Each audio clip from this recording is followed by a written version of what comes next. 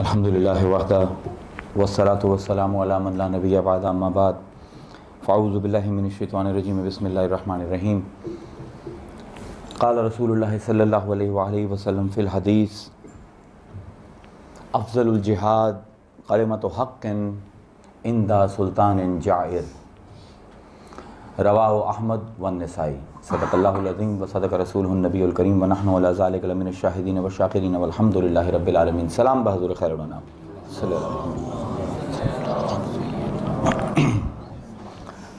آج یہ ابراہیم سے حسین تک کے سلسلہ گفتگو کی آخری نشست ہے۔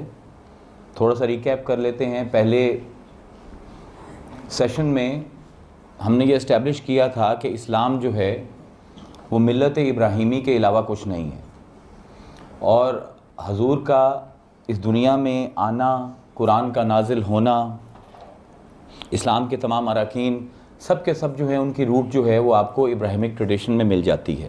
سو اسلام ایک طرح سے ایکسپلینیشن ہے دین ابراہیم کی، ملت ابراہیم کی، کانسٹیٹیوشن آف ابراہیم کی۔ اور دوسرا session was yesterday, it was very dry and very recondite, اور یہ بڑے شاہ صاحب کی اسمرک سے ویلیڈیشن بھی ہو گئی ہے۔ تو وہ تو میں بات کر کے کافی پھنس گیا ہوں، کیونکہ صبح سے کوئی 100-150 میسیج مجھے آئے ہیں کہ جی آپ نے یہ مورل باؤنڈریز کی بات کی ہے کہ سیدنا ابراہیم کو حکم دیا جا رہا ہے کہ اپنی ہی شریعت کے خلاف جاؤ، اپنے ہی بچے کی گردن کے اوپر چھری چلاؤ، تو اس کو مزید اس کے اوپر اس کو ایکسپاؤنڈ کیا جائے۔ تو یہ تو علم الاخلاق کا موضوع ہے، اور اس کو کم از کم 30-40 سیشن چاہیے اس کو موریلٹی کو سمجھنے کے لیے۔ کیونکہ سامنے کوثر صاحب بیٹھے ہیں تو جن کی شکل دیکھتا ہوں تو مجھے مولانا روم یاد آ جاتے ہیں۔ تو مولانا روم کی ایک کہانی آپ کے سامنے 2 منٹ کی پیش کر دیتا ہوں، تاکہ ایک آپ کو اینگل مل جائے کہ کس طرح ایک باپ سے اس طرح کا بظاہر امورل ایکٹ ڈیمانڈ کیا جا رہا ہے۔ تو مولانا روم فرماتے ہیں کہ محمود غزنوی کے دربار میں ایاز ایک یتیم اور غریب لڑکا تھا، اور اس کی محمود غزنوی کی نظروں میں آ گیا اور ترقی کرتے کرتے وزیر بن گیا۔ اب اس کی کیبنٹ میں 11 اس کے بڑے چنے ہوئے وزیر تھے، اور 12واں وزیر اس کا اپنا بیٹا تھا۔ تو وہ سب اس سے بہت جیلس تھے کہ یہ نہ گھر کا، نہ در کا، نہ باہر کا، نہ اندر کا، اور یہ ہمارے ساتھ کس طرح بیٹھتا ہے اس کیبنٹ میں۔ تو محمود غزنوی نے انتظار کیا کہ کوئی ایسا وقت آئے کہ وہ ان کو سمجھائے کہ ایاز ہے کون۔ تو ایران کے بادشاہ نے ایک بہت بڑا لال، جو کہ اس وقت دنیا کا سب سے بڑا لال تھا، وہ محمود غزنوی کو بطور ہدیہ پیش کیا۔ تو محمود غزنوی کے ذہن میں ایک بات آئی، اس نے اپنے بیٹے کو بلایا اور اسے کہا کہ محمد یہ ہتھوڑی لو اور یہ لال لو اور اس کو توڑ دو۔ تو اس نے کہا کہ یہ کفر مجھ سے نہیں ہوگا، اس جیسا لال آپ کے خزانے میں اور کوئی نہیں ہے، آپ کے حکم پر بھی اس کو نہیں توڑوں گا۔ اس نے پھر وزیر کو ایک اور بلایا، کیا ہو تم اس کو توڑو۔ تو اس نے کہا بادشاہ سلامت، آپ کا امر اپنی جگہ پر، لیکن آپ کا نقصان اپنی جگہ پر، اور اس سے تو آپ کے خزانے کی شان و شوکت بڑھ رہی ہے۔ تو جس چیز سے آپ کی شان و شوکت بڑھ رہی ہے میں اس کو کیسے مسمار کر سکتا ہوں۔ اس نے بھی انکار کر دیا۔ بالغرض 10 کے 10، 11 کے 11 وزیر آئے، ہر نے اپنی اپنی کوئی نہ کوئی توجیہ بیان کر کے اس امر پر عمل نہیں کیا۔ اب اس نے محمود غزنوی نے کہا کہ بھائی ایاز کو بلاؤ۔ تو ایاز کو بلایا گیا، وہ دیوانہ دانا تھا، آیا تو اس نے دیکھا، اس نے دکھایا لال، اس نے کہا دیکھو کیسا لال ہے۔ اس نے کہا بادشاہ سلامت، ایسا لال آپ کے خزانے میں بھی اور کوئی نہیں۔ انہوں نے کہا ہدیہ ہے، ابھی ایران کے بادشاہ نے دی ہے۔ تو اس نے کہا جی مجھے کس لیے طلب کیا؟ کہا کہ یہ ہتھوڑی پڑی ہے، اس کو لو اور لال کو توڑ دو۔ اس نے ہتھوڑی لی اور توڑ دیا، اور جیسے ہی توڑا تو انہوں نے نعرہ بلند کیا واللہ کافر است۔ ہم تو پہلے ہی کہتے تھے کہ یہ پکا ناشکرا ہے۔ بادشاہ نے اہمیں چڑھا کر اس یتیم کو، اس غریب کو بادشاہ وزیر بنا دیا، اور اس نے بادشاہ کا لال توڑ دیا۔ تو اس وقت جو جواب دیا ایاز نے، میں اسی مولانا روم کی زبانی آپ تک پہنچا دیتا ہوں، آپ کو ابراہیم کا جواب مل جائے گا۔ تو اس نے وہ پلٹا ایاز اور اس نے کہا کہ گفت ایاز اے مہتران نامور، امر شہ بہتر بقیمت یا گوہر۔ امر حق را تو بامر حق شکن، بر زجاجہ دوست سنگ دوست زن. کہنے لگے کہ اگر اس کو آسان لفظوں میں ایک سمری میں بیان کیا جائے تو وہ یہ کہہ رہے ہیں، ایاز کہہ رہا ہے کہ تم لوگوں نے لال بچا لیا، امر شہ کو توڑ دیا. میں نے امر شہ بچا لیا، لال کو توڑ دیا. اور وہاں پر ایک فلسفہ یہ بیان کر رہے ہیں کہ امر حق را تو بامر حق شکن، اللہ کے امر کو اللہ کے ہی امر سے توڑ دے. بر زجاجہ دوست سنگ دوست زن، اور دوست نے آئینہ تحفے میں دیا ہے، اب دوست ہی کہہ رہا ہے توڑ دے تو سوچنا. اسی کا آئینہ ہے، اسی کا پتھر ہے، اسی کا پتھر لے اور اسی کے آئینے کو توڑ دے. تو یہ مجنون کیفیت ہے ایک. اور آج کیونکہ آخری نشست ہے اور میں نے وعدہ کیا تھا کہ ٹھیٹھ ہم جو طریقت کا انداز ہے تقریر کا اور جو خانقاہی انداز ہے جس طرح میں آپ سے پہلے کبھی نہیں گفتگو کی میں نے، اس کے اوپر ہم بات کریں گے. تو سب سے پہلے تو عرض یہ کرنا ہے، اب اس میں جذبات بھی آئیں گے، اس میں سینسیشن بھی آئے گی. It's a different kind of delivery. Hope you like it because there is so much to learn for us from it. اب سب سے پہلے جب کربلا پر آپ نظر ڈالو ذرا توجہ سے تو آپ کو اندازہ ہوتا ہے کہ کربلا تازہ ہے. کربلا کوئی گزرا ہوا واقعہ نہیں لگتا. کربلا آج بھی تازہ ہے. خیمہ حسینی نہر فرات کے کنارے آج بھی نصب ہے. اہل بیت کے بچے فرات کے کنارے اب بھی انتظار میں ہیں کہ کوئی پانی لائے گا. اور عباس علمدار کے کٹے ہوئے ہاتھ آج بھی مشکیزے کو سنبھال رہے ہیں. آج بھی حسین ہے، آج بھی یزید ہے. It is our common experience in history. یہ کربلا کوئی ایک المیہ تھوڑی ہے تاریخ میں کہ ہم اسی کو یاد کریں. تاریخ کو اگر ایک لفظ میں ڈیفائن کرنا ہو تو it's a collection of tragedies. یہ مجموعہ ہے المیوں کا. لیکن وقت ایسا ستم ظریف ہے، ایسا ظالم ہے کہ اپنی دھول پھیلا دیتا ہے واقعات کے اوپر، ان کے نقش مٹا دیتا ہے. بڑے سے بڑا المیہ سانحہ گزرے. Time is the greatest healer. تھوڑے عرصے بعد اپنوں کو بھی وہ المیہ یاد نہیں رہتا. اگر بہت بڑا سانحہ ہو تو تاریخ کی کتابوں میں محفوظ ہوتا ہے، بین السطور آپ کو نظر آ جائے گا، یا کسی میوزیم میں آرٹیفیکٹس کی شکل میں اس کی کچھ آیات کچھ نشانیاں باقی رہ جائیں گی. لیکن جس جذبے کے ساتھ، جس شد و مد کے ساتھ کروڑ ہا لوگ ہر سال ذکر حسین کرتے ہیں، اور یوں لگتا ہے کہ ہر دفعہ مقرر کو بھی اور سامع کو بھی کہ اس کے سامنے کربلا کا واقعہ پیش آ رہا ہے، تو کیا کربلا سے بڑا المیہ کوئی نہیں گزرا کائنات میں؟ ہندوستان پاکستان تقسیم ہوا، آپ کا ہی علاقہ ہے، کیا کیا نہیں ہوا. ٹرین چلتی تھی، 1400-1500 لوگ ہوتے تھے، بیچ میں بلوائی آتے تھے، اور صرف ڈرائیور تنہا ٹرین کا. لاہور اسٹیشن پر ٹرین پہنچتی تھی، ایک آدمی زندہ نہیں ہوتا تھا، اور جو ٹریک ہے اس کو روز صاف کرنا پڑتا تھا کیونکہ بلڈ کی وجہ سے اتنی چکنائی ہو جاتی تھی اس پر ٹرین نہیں چل سکتی تھی. کم المیہ ہے، کم سانحہ ہے. ایک بام بلاسٹ ہوا اور 3 لاکھ بندہ چند سیکنڈ کے اندر بھسم ہو کر رہ گیا. ہیروشیما میں، ناگاساکی میں. ان کے سلسلے میں محفلیں کیوں نہیں ہوتی؟ اس تذکرے سے آنکھوں میں آنسو رواں کیوں نہیں ہوتے؟ ایک چھوٹا سا واقعہ ہے مسجد کانپور کا. انگریزوں کا آخری دور ہے، مسلمانوں نے زمین خریدی مسجد بنانے کے لیے. انگریزوں نے حکم دیا یہاں پر مسجد نہیں بنے گی، اگر کوئی بنانے آئے گا گولی چلائیں گے. مسلمانوں نے کیا ترکیب لڑائی کہ انہوں نے 10 سے 12 سال کے بچوں کو کہا کہ تم مزدوری کرو، تم مسجد کی تعمیر کرو. ان کو سکھایا پہلے. چھوٹے چھوٹے بچے، یعنی ذہن میں تھا کہ اتنا تو کوئی گیا گزرا نہیں ہوگا کہ چھوٹے بچوں پر گولی چلائے گا. اب وہاں پر 100-150 بچہ کام کر رہا ہے اور کپتان صاحب نے، گورے نے حکم دے دیا شوٹ. پورا میدان لاشوں سے بھر گیا. کیا گزری ہوگی ماؤں پر، کیا المیہ ہے، کیا ثانیہ ہے. شبلی نے اس کے اوپر نظم لکھی تھی. دیکھیں کیا زبردست. پہلا اس کا ایک شعر آپ کے سامنے پڑھوں گا. اتنی سادگی سے اتنا درد بھرا ہے شبلی نے ایک شعر میں کہ بچوں کی لاشیں پڑی ہیں اور شبلی اب کہہ رہا ہے کہ تعجب کیا ہے گر بچوں نے سب سے پہلے جانیں دیں.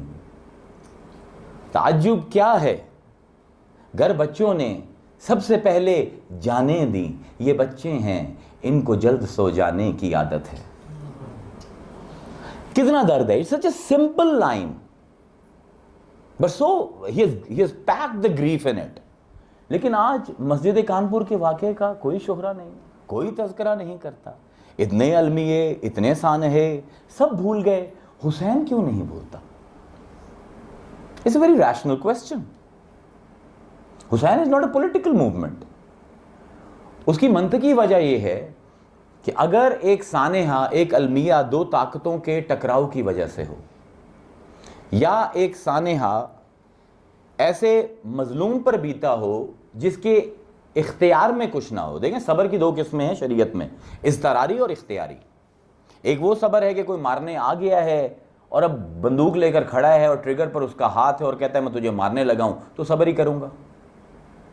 یہ ہے اضطراری صبر. ایک ہوتا ہے اختیاری صبر کہ مجھے پتا ہے میں اس کو روک سکتا ہوں پھر بھی نہ روکوں، صبر کروں.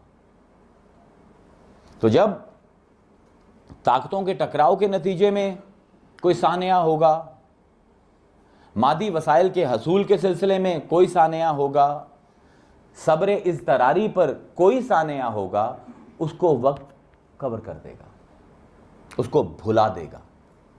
لیکن جب ایک نظام بچانے کے لیے کوئی سانحہ ہوگا تو جب تک وہ نظام زندہ ہے وہ سانحہ بھی زندہ رہے گا. جو سٹینڈ ہے حسین کا، it is not for himself, it is not for a government. خود کہہ رہے ہیں، اب اسپیس اینڈ ٹائم پر واپس جائیے ڈرائی لیکچر کے اوپر.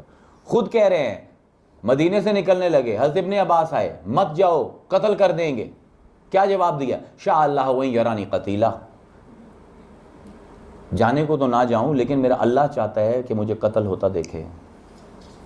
کہنے لگے تم تو قتل ہو جاؤ گے، بچے خوار ہو جائیں گے، بچوں کو اور بیوی کو اور بہنوں کو چھوڑ جاؤ. تو کیا جواب دیا؟ شاء اللہ ان یراہن سبایا.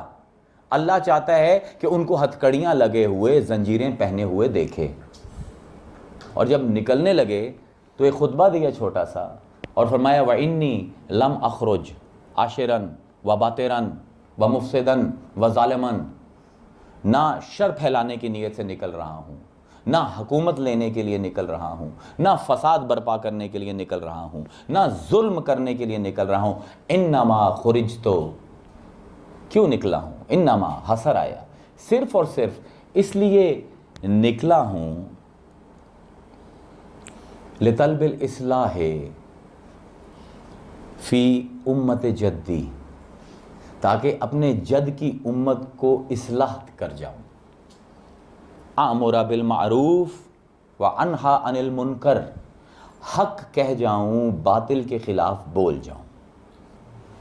بس جتنے بھی مذاہب دنیا میں آئے، کوئی بھی مذہب اپنی روایت کو 100 سال سے اوپر برقرار نہیں رکھ سکا. یہاں پر ہمارے پاس ایپوکریفیا کے ایکسپرٹس بھی بیٹھے ہیں. جتنے بھی مذاہب ہیں ان کی تاریخ آپ اٹھا کر دیکھ لیں، 100 سال کے اندر اندر قوم نے نظریات دین، نظریات نبوت، نظریہ معاشرت اس نبی کا، نظریہ الوہیت اس نبی کا بدل ڈالا 100 سال کے اندر. تمام مذہبوں کے نظریات دوبارہ گھڑنے پڑے 100 سال بعد، اسلام کا نظریہ نہیں گھڑنا پڑا. وجہ یہ ہے کہ ان مذاہب کے پاس حسین نہیں ہے. یہ سمجھنے کی بات ہے. It's not a جذباتی statement that I'm giving. I'm going to prove it today. حسین کے پاس دو راہیں ہیں سامنے. یہ نہیں ہے کہ حسین مجبور ہے. حسین کو آفر ہوئی ہے کہ ہاتھ دے دو, بیعت کر لو, عراق بھی تمہارا, سعودی عرب جو موجودہ ہے یہ بھی تمہارا, اور حجاز بھی تمہارا. آج 3 ملک ہیں وہاں پر, 3 ملکوں کی حکومت لے لو, 22 صوبے ہیں اسلام کے, 3 کے تم گورنر ہو, ہاتھ دے دو, حکومت لے لو.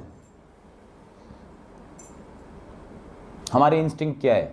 کوئی پتھر پھینکے, میرے سر پر پتھر آ رہا ہے, what will I do instinctively؟ ہاتھ آئے گا سامنے, ہم ہاتھ دیتے ہیں, سر بچاتے ہیں. حسین وہ ہے جو سر دیتا ہے, ہاتھ بچاتا ہے.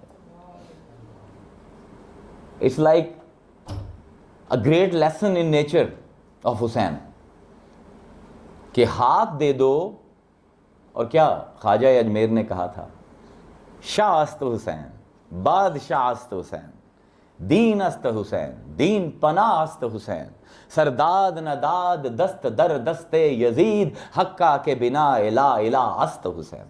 استاد بیٹھے ہیں اردو کے, شاہ است حسین, بادشاہ است حسین. شاہ اور بادشاہ میں کیا فرق ہے؟ یہ امام اللسان ہے خواجہ اجمیر, مجتہد ہے, اس کے شعروں کو ایسے ہی اڑا مت دیا کیجئے. He is not repeating it. شاہ است حسین, بادشاہ است حسین. شاہ کہتے ہیں روح کے مالک کو, بادشاہ کہتے ہیں جسم کے مالک کو. فرماتے ہیں حسین میری روح کا بھی مالک ہے اور حسین میرے جسم کا بھی مالک ہے. کہہ کون رہا ہے؟ چشتیوں کا باپ خواجہ معین الدین چشتی اجمیری.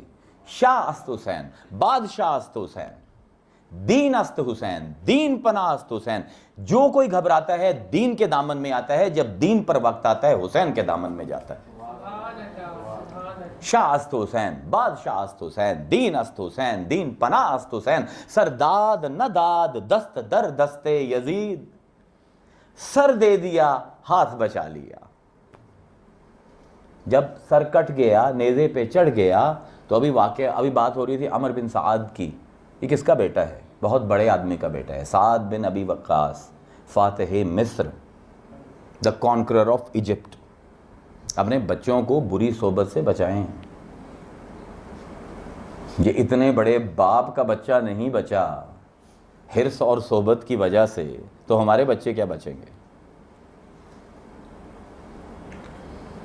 تو حکم دیا عمر بن سعد نے کہ حسین کا ہاتھ ڈھونڈو, کیونکہ ڈیل اس کی طے ہوئی ہے یزید کے ساتھ کہ جب واپس آؤ گے تو اس انداز میں آؤ گے کہ سر حسین کا نیزے پر ہوگا اور ہاتھ لے کر آنا اور لوگوں کے سامنے میرے ہاتھ میں دینا. میں اس کو ہاتھ میں لے کر کہوں گا حسین جب زندہ تھے تو ہاتھ نہیں دیا, تو میں وہ ہوں جو مر کر بھی ہاتھ پکڑ سکتا ہوں.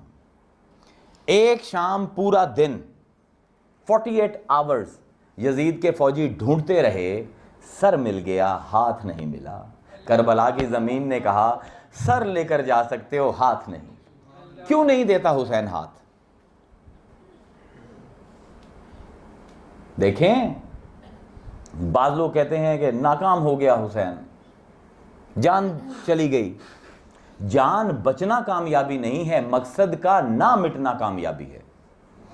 بعض اوقات جان بچائی جائے تو ایک فرد بچتا ہے, اور اگر جان دے دی جائے تو پوری امت بچتی ہے, پورا نظام بچتا ہے, پورا قانون بچتا ہے. کامیابی کے ڈیفرنٹ بہت سے زاویے ہیں, ایک ہی زاویے سے نہیں دیکھنا. اب کیوں نہیں دیتے حسین ہاتھ؟ یہ حسین کا ہاتھ, حسین منی وانا من الحسین, یہ رسول کا ہاتھ ہے. اور رسول کا ہاتھ, ان اللہ یبایعونک انما یبایعون اللہ ید اللہ فوق ایدیہم. مصطفیٰ جنہوں نے تیرے ہاتھ میں ہاتھ دیے انہوں نے اللہ کے ہاتھ میں ہاتھ دیے. یہ پوری ملت ابراہیمی کا نمائندہ ہاتھ ہے. اب واٹ از دا پرابلم؟ امام حسین اتنی بڑی قربانی اپنے پورے خاندان کی کیوں دیں گے؟ You have to understand it. There is a lesson in it for us, and a very simple lesson. کیا ہوا ہے؟ ایک نااہل نے عہدہ سنبھالا ہے. یزید کا کیا انویسٹ ہوا تھا اس سلطنت کی تعمیر میں؟ نہ یزید کا کچھ انویسٹ ہوا, نہ یزید کے آباء و اجداد کا. یہ سلطنت، یہ قلمدان سلطنت اسلامیہ کا شہیدوں کے خون سے خریدا ہوا ہے. اس کے اندر بدریوں کا ولولہ شامل ہے، احدیوں کا خون شامل ہے. اس میں خود رسول اللہ کے ساتھ جو ہوا 23 سال، وہ تمام مصائب، وہ تمام ظلم، وہ سب آفتیں شامل ہیں. اس سلطنت کی بنیاد میں ابو بکر کی صداقت ہے، عمر کی دیانت ہے، عثمان کی حیا اور سخا ہے، علی کی حکمت. اس میں امیر حمزہ کے ہاتھ کام آئے ہیں. اس میں اس بنیاد کو بناتے ہوئے چادر تطہیر کا سایہ دیا گیا ہے. اس بنیاد کو باندھتے ہوئے خدیجہ کے ہاتھ کے کنگن بکے ہیں. یہ بنیاد کوئی عام نہیں ہے. اس نظام کی بنیاد میں بہت کچھ لگا ہے. یزید کا کیا لگا تھا؟ اس کے خاندان کا کیا لگا تھا؟ اب ایک تو اس کی انویسٹمنٹ کوئی نہیں ہے، اوپر سے بادشاہ بن گیا ہے، اور پھر تیسرا نااہل ہے. مسئلہ یہ ہے، نااہل ہے. ایک شعر قاسم بھائی بھی پڑھتے ہوتے ہیں، شاید مجھے پوری طرح یاد نہ ہو، یہ مدد کر دیں گے، کہ وہ کہتے ہیں کہ جاہل کو جب جہل کا انعام دیا جائے، اس حادثہ وقت کو کیا نام دیا جائے. جاہل کو جب جہل کا انعام دیا جائے، اس حادثہ وقت کو کیا نام دیا جائے.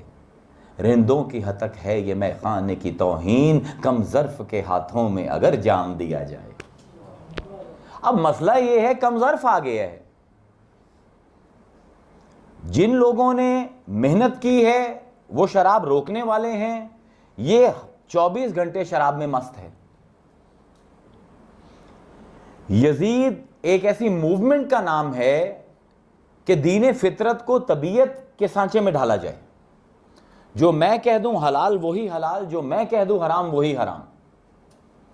کبھی سوچا ہے آپ نے اسلام کی شکل یزید کے ہاتھ سے اتنی کیوں بگڑی؟ اس کی وجہ یہ ہے کہ نااہل ہے. ہمارا آج المیہ کیا ہے بحیثیت قوم؟ نااہل عہدوں پر ہیں، اور کوئی حسین نہیں ہے بولنے والا. It's a social problem. The lessons that you can draw from Karbala، ہاں مصائب کا ذکر، آنکھوں میں آنسو آ جانا وہ بھی ضروری ہے، لیکن کربلا جو ہے ایک دستور کا نام ہے، ایک آئین کا نام ہے، ایک قانون کا نام ہے. اگر کوئی یزیدی اٹھے گا تو حسین یا حسین کا کوئی بچہ اس کو خون بھی اپنا دینا پڑے تو وہ سیرت مصطفیٰ، کردار مصطفیٰ، نظریہ مصطفیٰ اور نظام مصطفیٰ کی حفاظت کے لیے کھڑا ہوگا. یہ حسین کی ذمہ داری ہے، اور یہ ذمہ داری ڈالنے والے خود رسول اللہ کی ذات ہیں. متواتر ترین حدیث ہے کہ حج کے موقع پر، آخری حج ہے، آخری خطاب ہے حضور کا مجمع سے. اتنا بڑا مجمع ہے، 1.25 لاکھ بندے کا. غدیر کے اوپر 20,000 لوگ تھے، یہاں پہ 1.25 لاکھ بندہ ہے. 1.25 لاکھ کا مجمع ہے. آپ اپنی اونٹنی قصوہ پر کھڑے ہوئے اور کہنے لگے یا ایھا الناس انی ترکت فیکم الثقلین، اے لوگو تمہارے اندر 2 بھاری چیزیں چھوڑی جا رہا ہوں. ما ان تمسکتم بہما لن تدلوا، ان دونوں کا دامن پکڑ لو گے ہرگز ہرگز نہ بھٹکو گے. کتاب اللہ و عترتی اہل بیتی، اللہ کی کتاب اور اپنی اولاد، اپنے اہل بیت.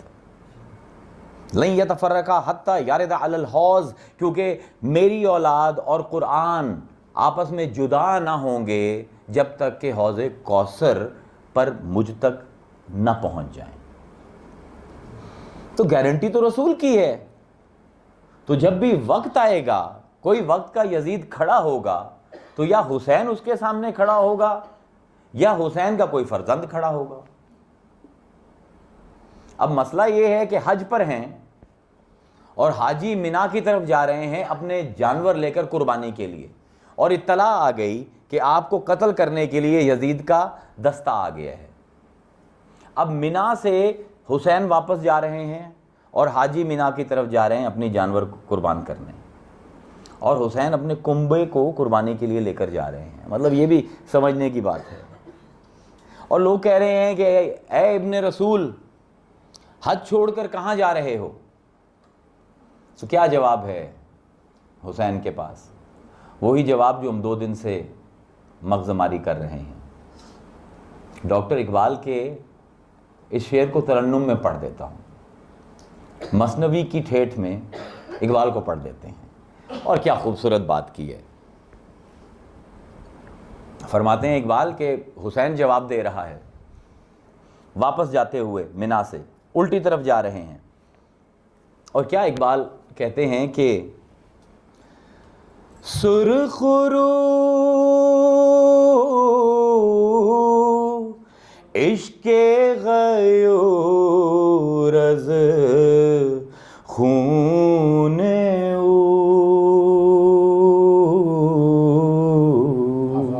واہ اقبال، عشق غیور، یہ غیرت والا عشق سرخرو کیسے ہوگا؟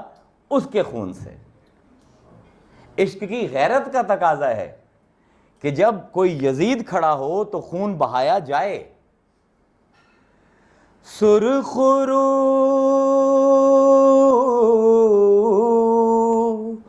عشق غیور از خون او،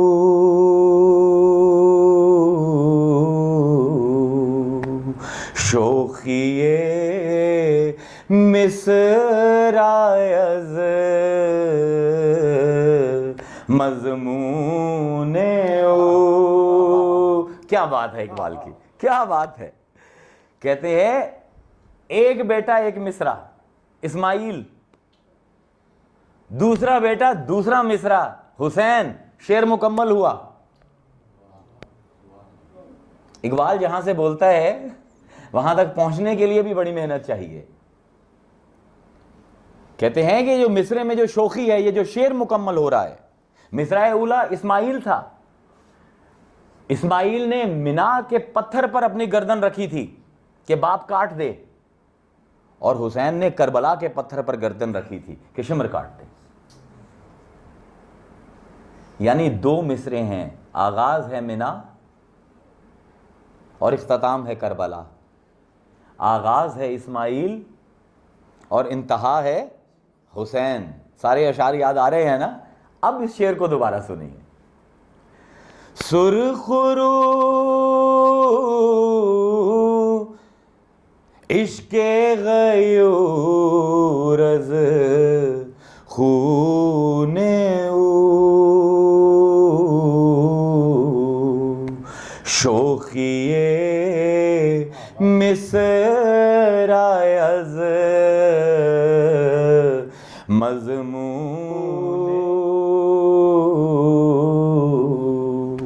اللہ اکبر۔ لوگ کہتے ہیں کہ 2 عرب جوانوں کی خون کے ولولہ تھا کربلا۔ یہ لکھا ہے جدید مسلمانوں نے کہ 2 عربیوں کے خون کے جوش آ جانے کا 2 شہزادوں کی لڑائی تھی، قطعاً 2 شہزادوں کی لڑائی نہیں تھی۔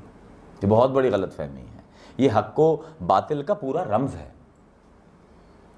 ایک طرف نااہل عہدے پہ ہے اور دوسری طرف حسین کیا کر سکتا ہے؟ آپ مجھے بتائیں۔ ایک طرف 1.25 لاکھ فوج ہے، اور یزید کی نااہلی تو بعد میں بھی ظاہر ہوئی۔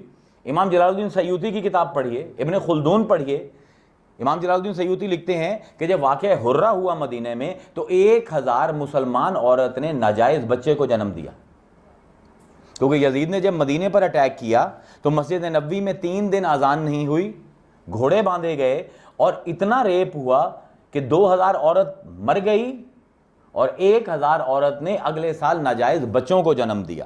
اور جب مکہ پر اٹیک کیا تو خانہ کعبہ کی دیوار گرا دی گئی منجنیق سے پتھر مار مار کے، جس سے مدینہ رسول نہ بچا، جس کے ہاتھوں خانہ خدا نہ بچا، اس کے ہاتھوں کنبہ رسول کیسے بچے گا؟ آپ کس کا ڈیفنس کھڑا کر رہے ہیں؟ یعنی جدید جو ہمارے مورخ ہیں، آپ پوری ٹریڈیشن سے تعلق توڑ کر یہ جو لڑائی ہے حسین کی اور یزید کی، یہ ہمارے لیے سبق یہ ہے کہ اگر نااہل عہدے پر آتا ہے، کچھ کر نہیں سکتے ہو تو بولو تو صحیح۔ 1,22,000 کی فوج ہے، 22 صوبوں کا حاکم ہے، نااہل ہے، حسین مار نہیں سکتا تو مر تو سکتا ہے نا۔ اگر آرمی نہیں ہے تو کوئی بات نہیں، بھانجے تو ہیں، بھتیجے تو ہیں، بھائی تو ہے، بہنیں تو ہے، بیوی تو ہے، بچیاں تو ہیں، یہ آرمی ہے حسین کی۔ کس قسم کے جہاد کی آپ بات کرتے ہو؟ حسین is not fighting, he is only registering his protest۔ یعنی یہ بھی ایک عجیب بات ہے، ہم نے میجورٹی کو عذر عمل بنا لیا ہے۔ اب پتہ نہیں یہ فلسفہ کہاں سے آ گیا ہے۔ اگر میجورٹی حق کی دلیل ہوتی تو حسین کے پاس کوئی عذر نہیں تھا کہ وہ کربلا برپا کرتے۔ یہ بچے ہیں ساتھ، یہ فوج ہے حسین کی، اور سامنے یزید ہے، اور کیا فوجی ہیں حسین کے، علی اکبر۔ کیا حسین ہے کہ جب مدینے کی گلیوں میں گزرتا ہے تو صحابہ کہتے ہیں لوگوں سے، یاد کرنا چاہتے ہو کہ ہم کیسے دیکھتے تھے محمد کو مدینے کی گلیوں میں؟ اس جوان کو دیکھو، شبیہ محمد ہے، قاسم شبیہ حسن۔ جب دونوں بھائی مسجد نبوی میں جمعہ پڑھنے آتے ہیں تو مسجد کا رنگ ہی تبدیل ہو جاتا ہے۔ یہ فوجی ہیں حسین کے۔ اگر اسلام کے لیے فاطمہ کی چادر مدینے میں بک سکتی ہے تو حسین کہہ رہا ہے اسی اسلام کو بچانے کے لیے علی اکبر اور قاسم کے لاشیں بھی گر سکتے ہیں۔ علی اصغر چھوٹا ہے، چل کر نہیں جا سکتا تو اٹھا کر لے جائیں گے، اگر تلوار چلا نہیں سکتا تو تیر تو کھا سکتا ہے۔ دس از کربلا، کہ ایک نااہل جو ہے عہدے پر مت رہے۔ یہ جھنجھوڑ رہی ہے آپ کو۔ کیا حسین نے کہا تھا یزید کے لشکر کو؟ ان لم یکن لکم دین، کیا تمہارا کوئی دین نہیں ہے؟ کیا تمہارے میں اندر کوئی انسانیت نہیں ہے؟ اگر انسان ہو تو حریت پر حق کو حق تو کہو۔ حضور کی جو میں نے حدیث بیان کی تھی، حضور سے پوچھا گیا سب سے افضل جہاد کون سا ہے؟ آپ نے فرمایا افضل الجہاد، سب سے بڑا جہاد جو ہے کلمۃ حق، حق بات کہنا، عند سلطان جائر، ایک ظالم نااہل سلطان کے سامنے حق اعلائے کلمہ حق کر دینا، یہ سب سے بڑا جہاد ہے۔ یہ جہاد اکبر کر رہا ہے حسین، اپنے خون کے ساتھ تاریخ رقم کر رہا ہے۔ ہم سب کے لیے آئینہ، ایک طرف ٹھیٹھ یزیدی، ایک طرف ٹھیٹھ حسینی، اور بیچ میں ہزاروں مجبور۔ ہم تو مجبور ہیں۔ تاریخ کہ اگر آپ سٹوڈنٹ ہو نا تو سب سے بڑی جو فہرست بنتی ہے وہ مجبوروں کی بنتی ہے۔ یزید کی فوج میں بھی 2,000 ٹھیٹھ یزیدی تھا، 20,000 مجبور تھے۔ کیا کریں جی، رے کی گورنری ہے، کیا کریں جی، یزید قتل کر دے گا، کیا کریں جی، بچے پیچھے ہیں، سپاہی آ کے ان کو گرفتار کر لیں گے، تو مجبوریاں ہیں۔ یہ مجبوریاں بڑے بڑے علماء کو بھی لے ڈوبتی ہیں۔ یزید کے دربار میں بہت بڑا تابعی تھا قاضی القضات، جس نے حسین کے قتل کا فتویٰ جاری کیا تھا۔ سلطان باہو کہتے ہیں 18,000 عالم کا فتویٰ تھا حسین کے قتل کا۔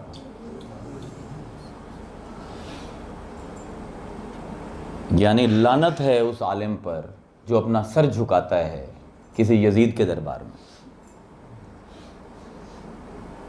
علم مصطفیٰ اتنا آسانی سے بک جاتا ہے، اور آج بھی بکتا ہے۔ پاکستان کا مطلب کیا؟ جو کچھ لبے کھا دی جا۔ This is a fact۔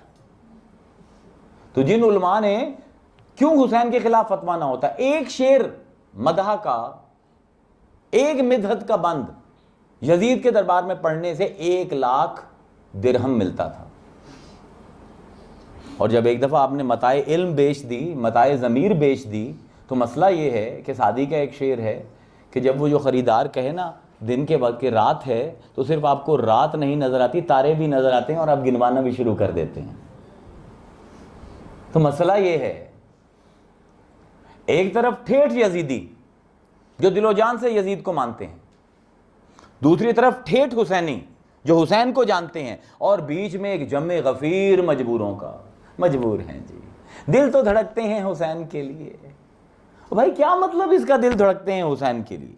تلواریں بھی اسی پر چل رہی ہیں، تیر بھی اسی پر چل رہے ہیں، اور دل اس کے لیے دھڑک رہے ہیں۔ یہ تو منافقت ہے۔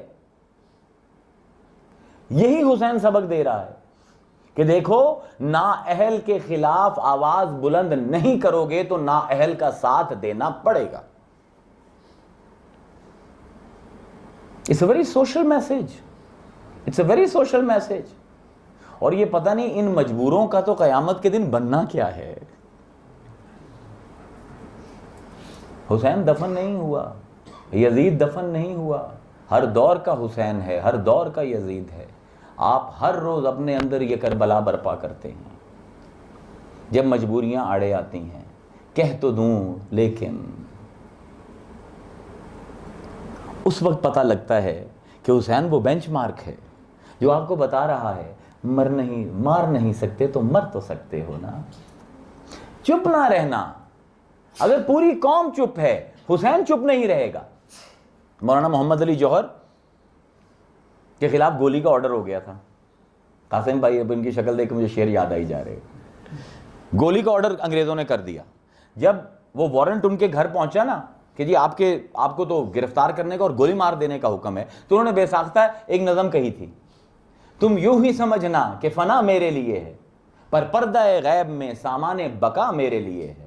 پیغام جو ملا تھا حسین ابن علی کو، خوش ہوں کہ وہ پیغام قضا میرے لیے ہے۔ توحید تو یہ ہے کہ رب حشر میں کہہ دے یہ بندہ زمانے سے خفا میرے لیے ہے۔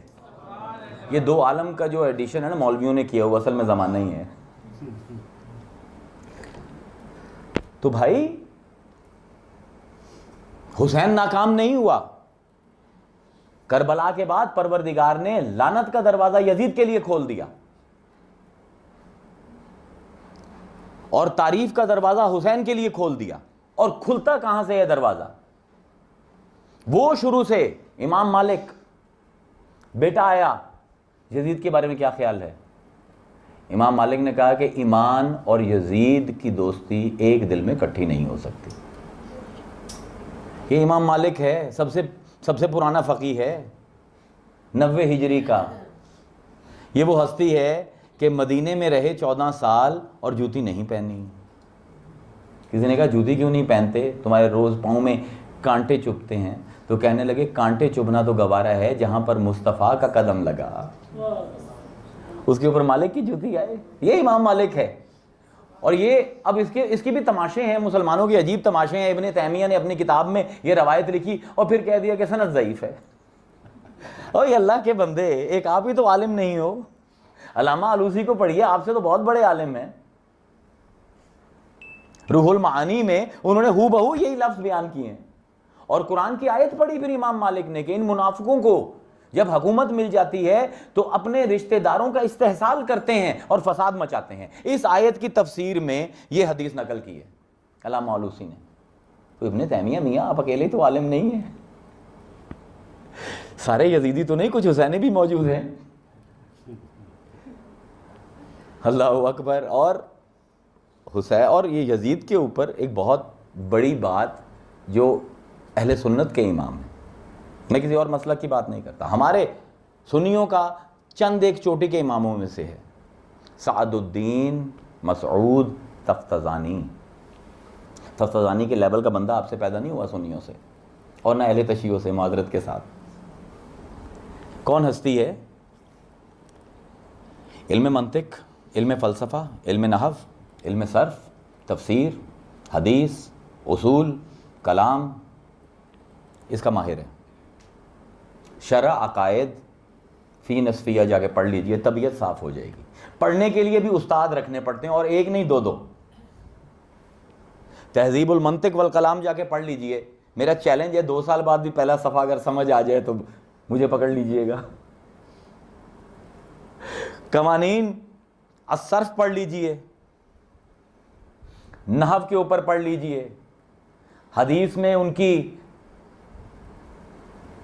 مشہور کتاب ہے، ہم سب پڑھتے ہیں، اربعین، اس کی شرح بھی لکھی، شرح فی الاربعین، تفسیر لکھی کشف الاسرار، اس کے ساتھ کی تفسیر کسی سے نہیں لکھی گئی آج تک. یعنی کیا بندہ ہے. اور ان کے اوپر بھی الزام لگا دیا جدید مفکر اور محقق اسلام نے کہ جی وہ انہوں نے یہ جملہ جو لکھ دیا تھا، فتویٰ جو دے دیا تھا یزید کے خلاف، یہ وہ تیمور لنگ کے پریشر کی وجہ سے دیا تھا. فتویٰ کیا ہے ان کا کہ وہ کہتے ہیں لعن شقو فی ایمانہ ولعنۃ اللہ علیہ وعلی انصارہ. بے ایمان ہے یزید، ہم اس کے ایمان کو مشکوک جانتے ہیں، اور لعنت ہے یزید پر اور اس کے انصار پر جنہوں نے اس کی حمایت کی. یہ فتویٰ ہے امام تفتزانی کا. یہ تفتزانی کون ہے؟ حجر اسقلانی، کتنا بڑا بندہ ہے. یہ لکھتا ہے کہ the science died its death with تفتزانی in East. کہتا ہے اس کے بعد ریپلیس نہیں کر سکا کوئی تفتزانی. ابن خلدون لکھتے ہیں اپنی کتاب میں کہ میں مصر گیا، مکتب میں میں بیٹھا اور بیٹھ گیا اور 1 سال بیٹھا رہا اور تفتزانی کی 50 سے اوپر کتابیں پڑھیں، اور اب میں کہتا ہوں کہ تفسیر میں، فقہ میں، اصول دین میں، حدیث میں، منطق میں، فلسفے میں تفتزانی سے بڑا بندہ اسلام میں پیدا نہیں ہوا. یہ وہ ہے تفتزانی. آج کے سارے علماء کو گھول دیں تو تفتزانی کی جوتی کے تسمے کے برابر بھی نہیں ہے. میں نے پڑھا ہے تفتزانی کو. اور ہے کیا اس کا آغاز کیا ہے تفتزانی کا کہ he is the worst of the students. قطب الدین رازی کا مدرسہ ہے اور ان کا اسٹوڈنٹ ہے، اور گیا ہے منطق اور فلسفہ پڑھنے، اور انتہائی کند ذہن، انتہائی غبی، 100% کاٹ کا الو. یہ بات جو میں لکھ رہا ہوں میرے اپنے لفظ نہیں ہیں، عماد الدین حنبلی ایک اور بہت بڑا جیورسٹ ہے، اس کی کتاب کا ریفرنس دے رہا ہوں کہ وہ لکھتے ہیں کہ میں اتنا برا سٹوڈنٹ تھا کہ استاد پڑھاتا تھا، دل بہت کرتا تھا کہ مجھے سمجھ آئے، منطق کی، فلسفے کی، حدیث کی، قرآن کی، تفسیر کی، نحو سمجھ میں آئے، لیکن سمجھ نہیں آتی تھی. رٹ لیتا تھا، سمجھ نہیں آتی تھی. تو میرا استاد جو تھے انہوں نے ضرب المثل بنا لیے میرا نام. جب کوئی ایسا شاگرد آتا تھا کہ جسے کچھ سمجھ نہ آ رہا ہو تو کہتے ہیں یہ دیکھو نا سعد الدین مسعود آ گیا دوسرا. یعنی he was a symbol for being dumb. تو کہتے ہیں کہ ایک دن استاد نے بہت بھاری بھرکم سبق دیا اور کہا کہ کل صبح اس پر تو نے میرے ساتھ تکرار کرنی ہے. تکرار استاد سے کرنا بہت مشکل کام ہے. ہم جب پڑھتے تھے منطق تو ہمیں پتہ ہے استاد جب کہتا ہے میرے ساتھ تکرار کرنی ہے تو روح فنا ہو جاتی ہے. اب ایک طرف اتنا کند ذہن ہے، اتنا غبی انسان ہے، اور اوپر سے وقت کا، منطق کا سب سے بڑا عالم قطب الدین رازی کہہ رہا ہے کل تو نے تکرار کرنی، اور کتاب ہاتھ میں پکڑا دی. اب کتاب پڑھتے ہیں اور کہتے ہیں روتا جا رہا ہوں. کہتے ہیں رٹ رہا ہوں، سمجھ کچھ نہیں آ رہی. تو کہتے ہیں رو رو کے آخر میں نے کتاب کو رکھا اور سجدہ کیا.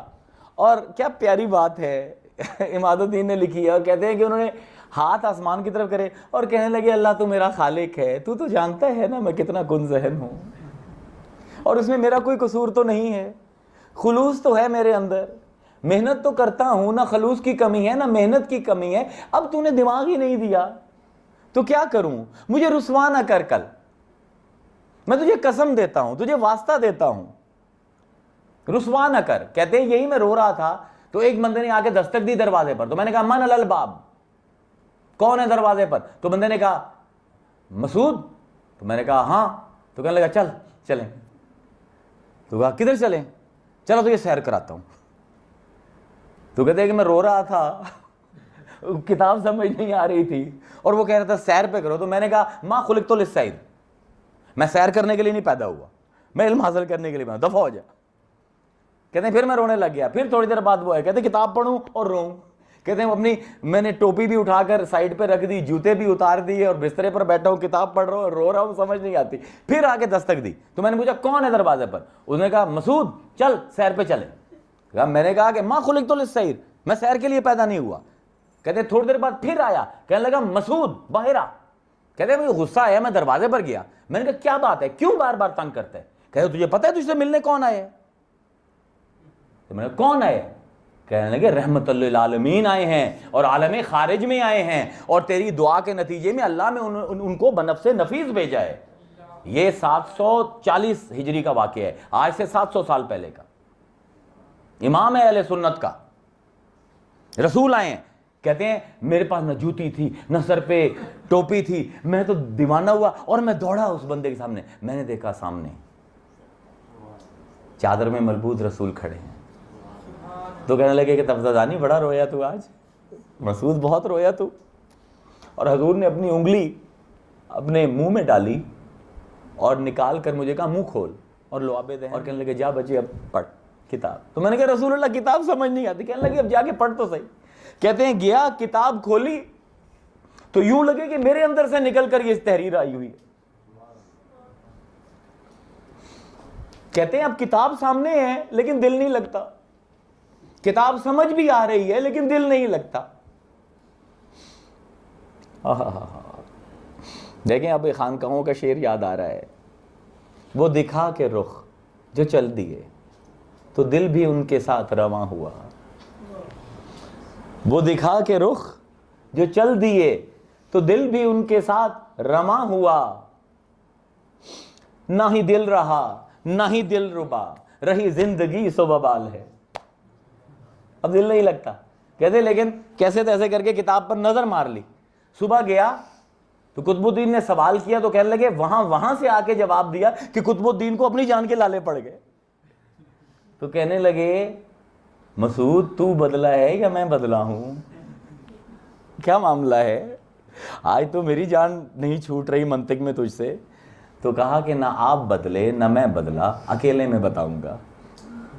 کہتے استاد نے فوراً سب سے کہا کہ تک لیا، کلاس ختم، اور کہنے لگے بتا تو صحیح کیا ہوا۔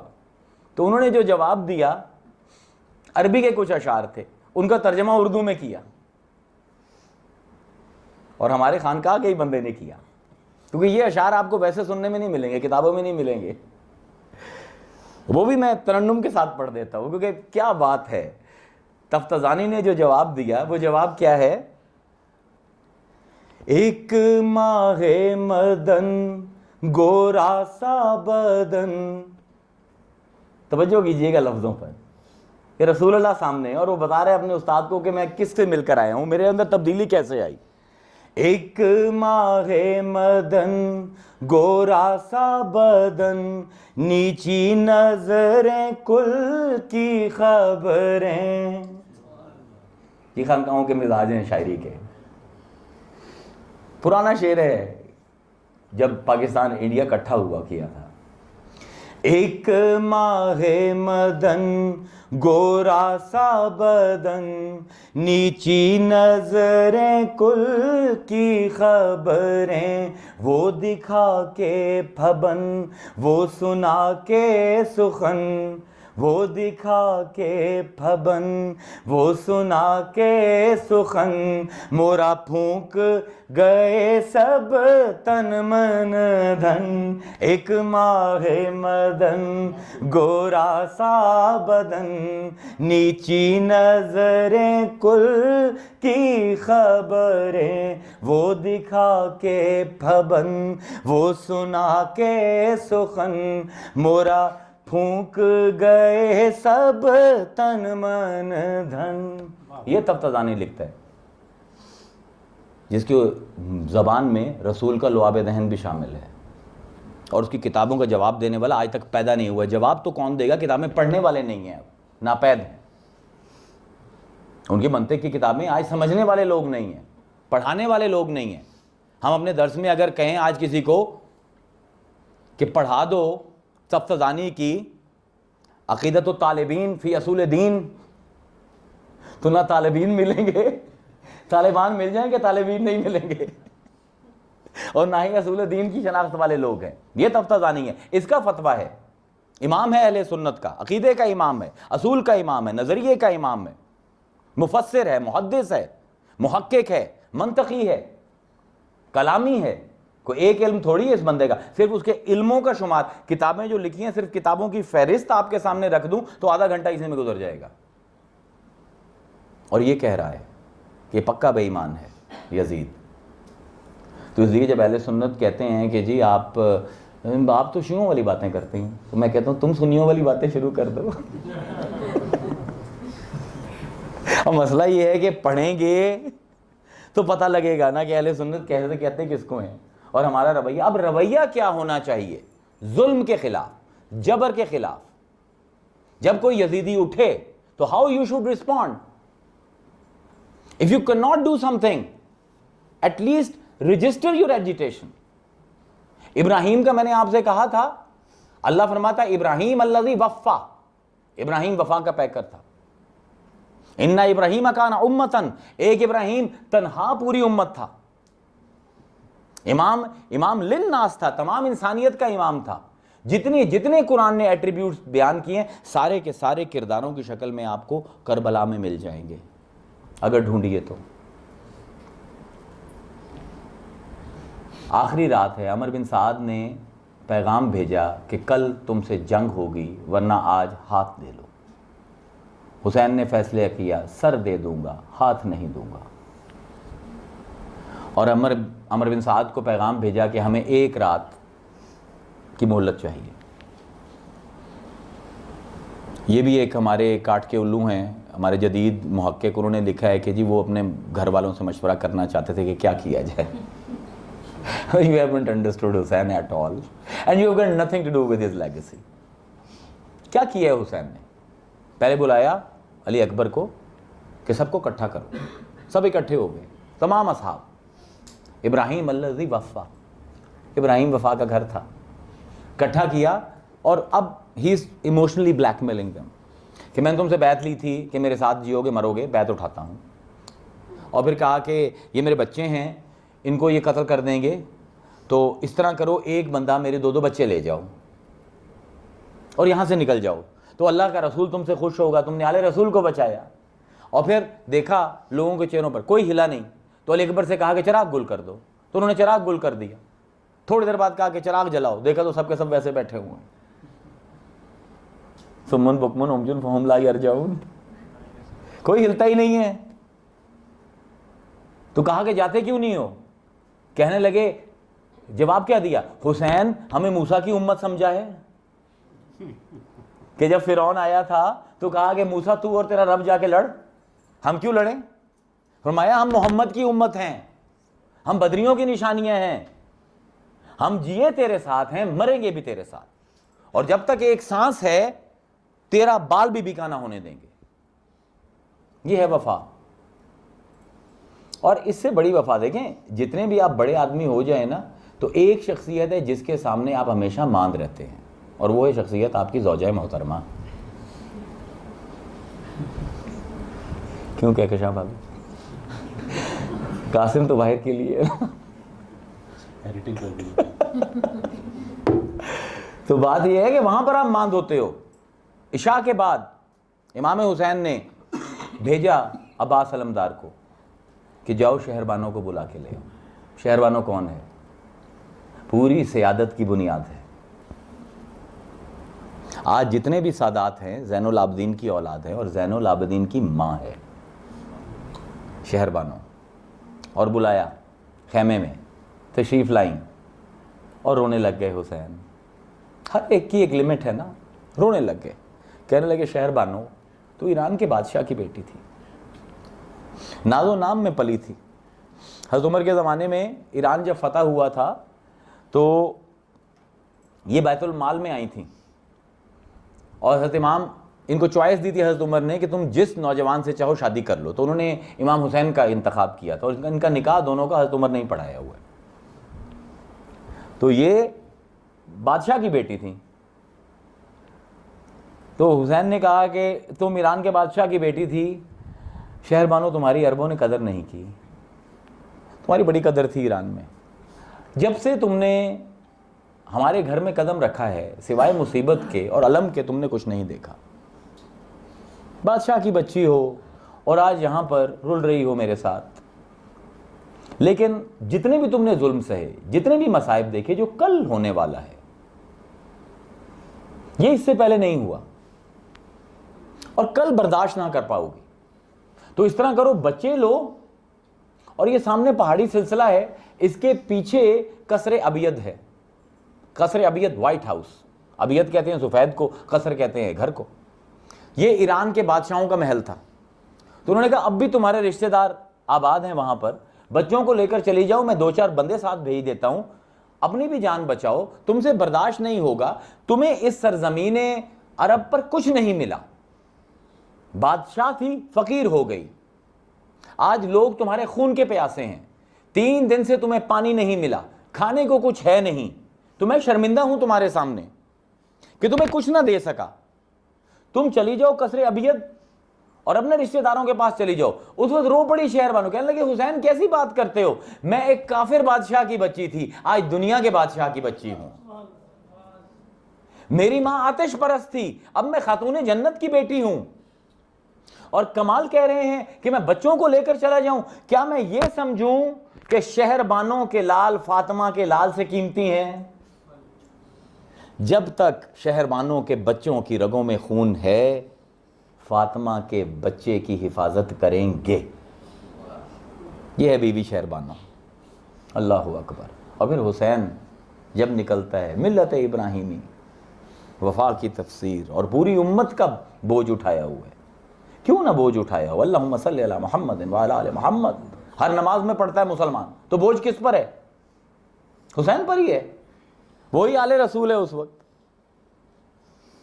تو گھوڑے کو ایڑ لگاتا ہے، اور وہ شعر آخری جو پڑھتا ہے، ملت ابراہیمی یہاں پر اکٹھی ہو رہی ہے، بسم اللہ وباللہ وفی سبیل اللہ علی ملت رسول اللہ، اللہ اکبر، بسم اللہ وباللہ بسم اللہ وباللہ وفی سبیل اللہ علی ملت رسول اللہ، ترکت خلقا طرا فی ہواکا وعیتمت عیالی لکی اراکا، بسم اللہ وباللہ، اے پروردگار تو نے ہی مجھے بھیجا تھا دنیا میں، اور ساری زندگی تیرے ساتھ ہی گزار دی، فی سبیل اللہ، تیرے ہی راستوں پر چلتا رہا، علی ملت رسول اللہ، کیا کہا تھا اللہ تعالیٰ نے حضور کو، ان اتبع ملت ابراہیم حنیفہ، اور آج بھی جو کر رہا ہوں ملت رسول کے پیچھے کر رہا ہوں، ترکت خلقا طرا فی ہواکا، یہ خلق جس میں تو نے بھیجا تھا، آج میں اپنے دل کی خوشی سے، نشاط قلب سے اس کو چھوڑ رہا ہوں کیونکہ تو چاہتا ہے، ایتمت عیالی لکی اراکا، اور اپنے بچے یتیم کر کے آ رہا ہوں تیرے پاس، اللہ ایک جھلک چاہیے، دیدار عطا کر دے، تو یہ سب کربلا، یہ سب قربانی۔ اور لوگ کہتے ہیں کہ حسین نے دعا نہیں کی کربلا میں، اللہ اکبر، ابراہیم نے دعا کی تھی جب آگ کی طرف جا رہا تھا، ملت ابراہیم کو سمجھیے، خدا کی قسم، اگر اسماعیل کے پاؤں سے آب زمزم پھوٹ سکتا ہے، حسین اشارہ کر دیتا تو فرات قدموں میں آتا، لیکن کیوں نہیں کیا اشارہ، کیوں نہیں کیا اشارہ؟ اگر اشارہ کر دیتے تو ایک ولیوں کی جان کی کرامت ہوتا کربلا، آج آل رسول کی شان کی عظیمت ہے کربلا۔ یہ کرامت اور عظیمت کے درمیان جو فرق ہے، جن کو سمجھ آ جائے ان کو کربلا کی سمجھ آئے گی۔ تو یہ جو سبق ہے ہمارے لیے، نااہل کو عہدہ مت سنبھالنے دو، اگر سنبھال لے کچھ کر نہیں سکتے ہو، احتجاج رجسٹر کرواؤ، اور پھر دیکھو کہ پروردگار تفتزانی جیسے لوگوں کو تمہارے ڈیفنس کے لیے کھڑا کرے گا، اور لعنت ہوگی قیامت تک یزید کے اوپر۔ یہ ہے ملت ابراہیمی، یہ ہے حسین کی بقا، اور یہ ہے حسین کی فنا کی کہانی۔ وآخر دعوانا ان الحمدللہ رب العالمین۔